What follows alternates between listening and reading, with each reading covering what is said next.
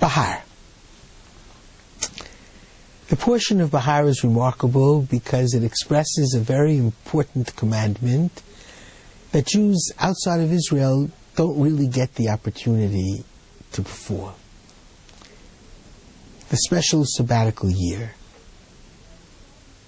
and eventually even the Jubilee year. But let's, for this week and this year, speak about the sabbatical year. We're told to count 7 years,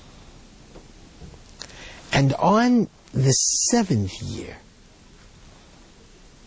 it becomes forbidden to work your field. It's the sabbatical year. And 2 things happen on the sabbatical year. First of all, the land is not worked, tilled, farmed. Secondly, all debts are rescinded.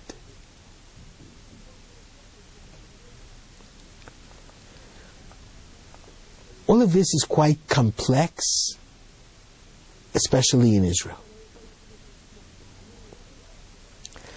But I would like everyone to think about the idea behind a sabbatical year and understand at the same time that the Jews gave many gifts to the world and the Bible gave many great ideas to the world.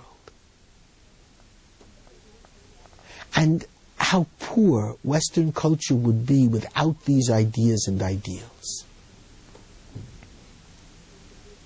The first is the idea of freedom. That was never a goal to Greco-Roman society. Slavery was. The notion of freedom is unique to Judaism. The right of every human to be free, fundamentally because he's created in God's image. And because the Greco-Romans were idolaters, they didn't understand a God's image and the freedom of the individual.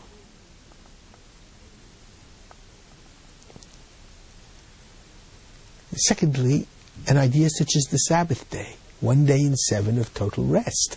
1 day of 7 to give over to the human part of you. The other 6 days, you can be involved in seeking food, clothing, shelter, which animals need as much as human beings. 1 day in 7 is to God, is to the intellectual and spiritual life that makes us uniquely human. A day of rest. A day of rest physically, but spiritual exercise, hopefully. And a sabbatical year, 1 year in 7, paralleling the Sabbath day, which hopefully enables an individual to understand that he doesn't work for the land. That he shouldn't be a slave to the land, just like he shouldn't be a slave to any totalitarian ruler. That fundamentally, the free human being must exercise his freedom to be human 1 day a week and 1 year in 7. We learn something else as well. We learn from this that the land doesn't belong to us. That physical objects don't really belong to us. They belong to God. He gives it to us on loan. There's a marvelous Hasidic story that there were 2 people arguing. One said this land belonged to my fathers, and the other one said this land belonged to my father, and neither of them had any proof. And in desperation, they asked the rabbi. And the rabbi said, well, let me bend down and see what the land says. And he bent down, and he cupped his ear, and he asked the question, and he stood up, and the rabbi said, the land says it belongs not to you and not to you, but both of you belong to it, because after 120 years, you're going to go into it.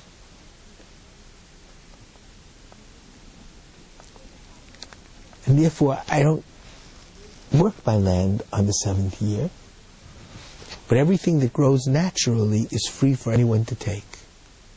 Because I have to understand that ownership in this world is not real. Everything belongs to God. And that's why debts are rescinded. The same exact reason. You don't own the money. You lent it to someone who needed it. Comes the sabbatical year when I understand that I don't really own anything. It all comes from God.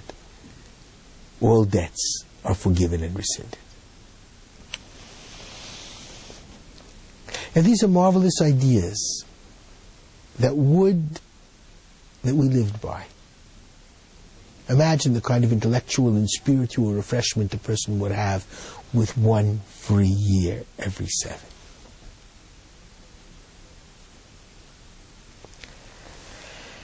And I believe that the greatest challenge facing the Jewish people in their return to the land of Israel and the state of Israel is to take these laws, which were so meaningful in an agricultural society thousands of years ago, and make them relevant in an industrial society as well. I would suggest that all farmland in Israel be highlighted, and it be clear to everyone in Israel that those who own farms on the 7th year are really keeping the sabbatical year. Would you do whatever we can, tax-wise, to enable every farmer to have a 7th free year? Not to try to get out of it. Not to try to find ways around it. And those who are not farmers, they should make certain to keep, at least on a rabbinic level, a sabbatical year in whatever profession they happen to be in. And dedicate 1 year in 7 to family, to God, to books, to study.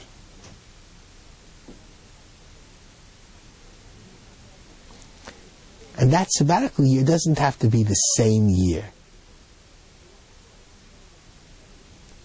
But it's a very important reminder that the greatest biblical ideas, even though they were written for agricultural societies, must be interpreted for and made relevant in our daily lives today.